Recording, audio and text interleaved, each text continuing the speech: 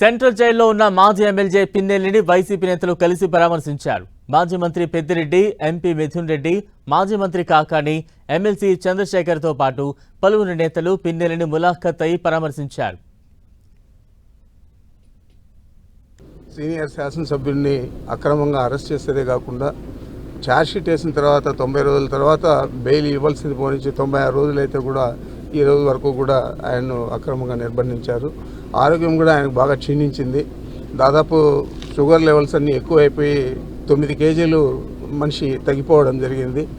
మరి ఈ విధంగా అక్కడ సరైన ఫుడ్ ఇవన్నీ కూడా అందించలేక ఆరోగ్యం కూడా క్షీణించింది. మరి ఇలాంటి పరిస్థితుల్లో వారికి మద్దతుగా మేము ఈరోజు వచ్చి కలవడం జరిగింది. నేను తప్పకుండా ఇది ఒక దుశ్చర్యగా నేను చెప్తా ఉన్నాను.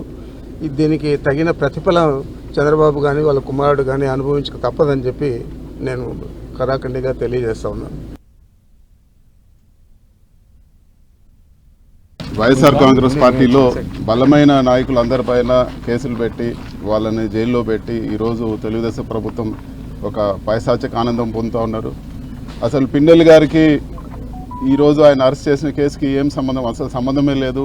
ఇరు వర్గాలు తెలుగుదేశం వాళ్ళు గొడవలు పడి ఒకరు చనిపోతే అకారణంగా ఎటువంటి సాక్ష్యాధారాలు లేకుండా ఈరోజు పిన్నెల్లి రామకృష్ణారెడ్డి గారిని అరెస్ట్ చేసి 96 రోజులు జైల్లో పెట్టి జైల్లో కూడా ఆయనకు ఈరోజు హింసించే పరిస్థితి, ఆయన రకరకాలుగా జైల్లో కూడా ఈరోజు హింసిస్తూ ఉన్నారు. వీటన్నిటికి కూడా ఖచ్చితంగా జవాబు చెప్పే పరిస్థితి ఉంటుందని చెప్పి కూడా నేను తెలియజేస్తా ఉన్నాను. ఇలాంటి దుర్మార్గపు ఒక ప్రెసిడెంట్ తీసుకొస్తా ఉన్నారు. రేపు తెలుగుదేశం నాయకులు కూడా ఆలోచించాలి. రేపు వైఎస్ఆర్ కాంగ్రెస్ పార్టీ అధికారంలో ఉంటే ఇలాంటివి మీరు కూడా సహిస్తారని చెప్పి కూడా నేను ఈరోజు అడుగుతా ఉన్నాను.